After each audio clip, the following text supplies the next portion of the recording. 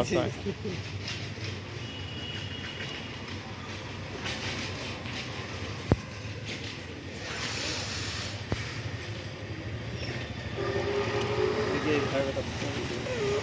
Silencer জং ধরি খেয়ে গেছে মিলন ভাই।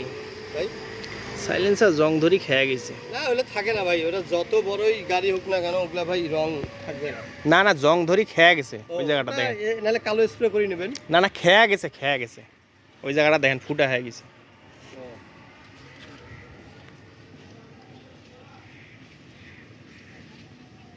ওটা কোটিং করে স্প্রে করে নেবে।